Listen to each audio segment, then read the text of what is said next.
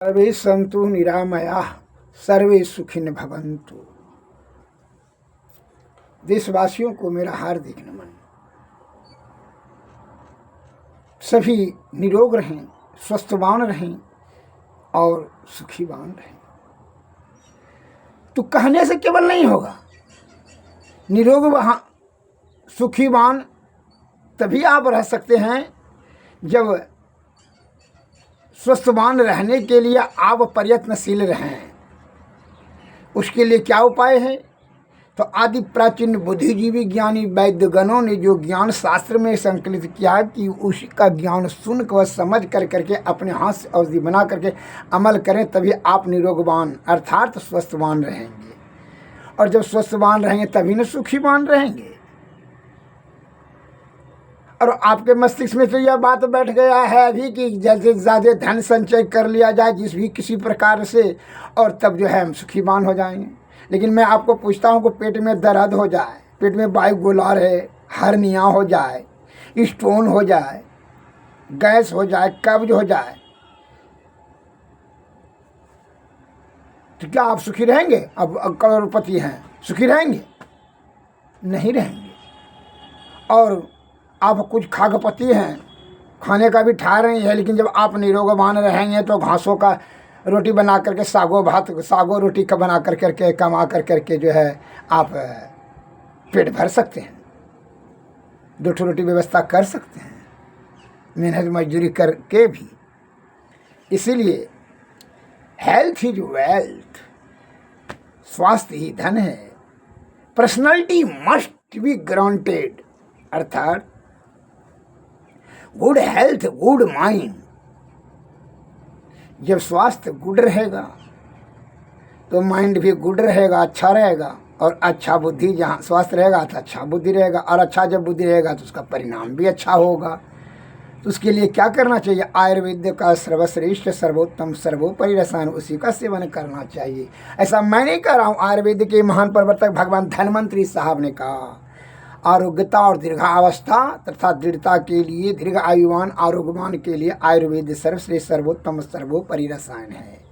इससे विरक्त होकर के हम लोग नाना प्रकार के रोग रूपी दलदल में फंस जाएंगे और आधे उम्र में यहाँ से चले जाएंगे। तो आयुर्वेद को शास्त्र को समक्ष रख कर करके भाई सज्जनावली के मतानुसार जो इसमें ज्ञान संकलित किया है, उसी के आधार पर मैं आपको पढ़ करके बता रहा हूँ। सुन लीजिए और समझ कर करके अमल कीजिए। और भैंसा जतनावली का बात है में तर्क वितर्क करना या काटने का आपकी योग्यता नहीं है, और न होगा, न होने वाला है। क्या है?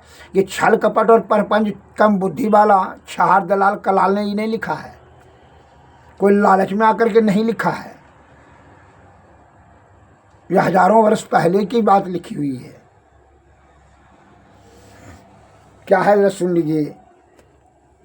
गृहिणी कपाट रस, इसका क्या क्या कॉम्बिनेशन है?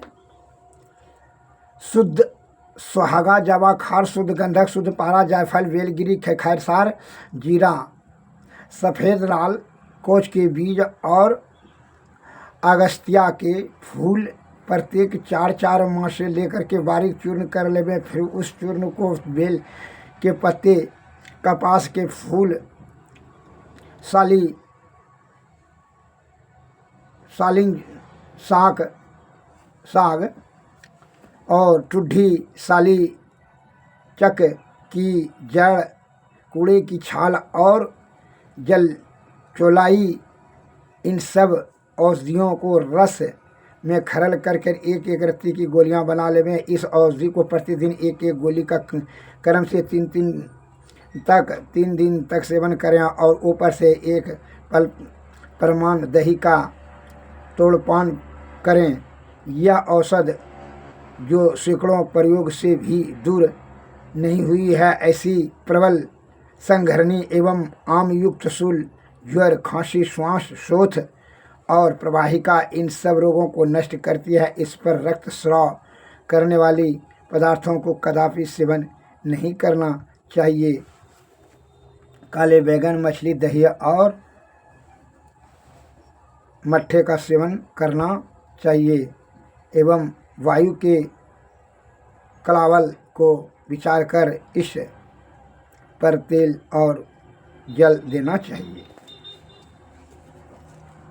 और उसी के साथ बृहद ग्रहणी वज्र कपाट रस, इसे अत्यंत प्रभावशाली औषधि। रूपा, मोती, स्वर्ण और लोह, इस प्रत्येक भस्म के एक एक शुद्ध भाग जो है गंधक, 2 भाग और शुद्ध पारा, 3 भाग सब जो है एक त्रित कैथ के पत्तों के स्वरस में उत्तम प्रकार से खरल करके हिरण सिंह में भर करके और उसको अच्छे प्रकार से बंद कर करके गजपुर में रख देवें।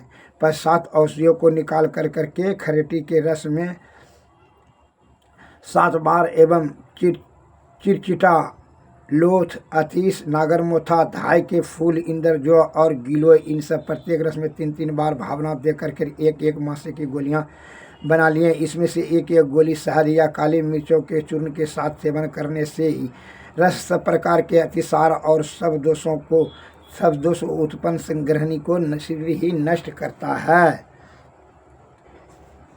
मन पेट की संबंधी जितनी भी सारी बीमारियां हैं, यह संग्रहणी, जैसे खुचर पैखाना होना, लट्ठा और पेचिस होना, पाचन क्रिया कमज़ोर होना, अग्नि कमज़ोर होना, कीटाणु हो जाना जो है, इससे भी जितनी भी उपद्रव उत्पन्न होता है, कमजोरी होते जाना, दुर्बलता प्राप्त करना, इसके लिए यह दवाई अत्यंत प्रभावशाली है। बृहद ग्रहणी वज्र कपाट रस।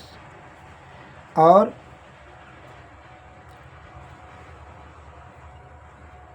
विस्तृत जानकारी प्राप्त करने के लिए आप मोबाइल से संपर्क करें। Mobile number 93 34 70 46 25। जय हिंद, जय भारत।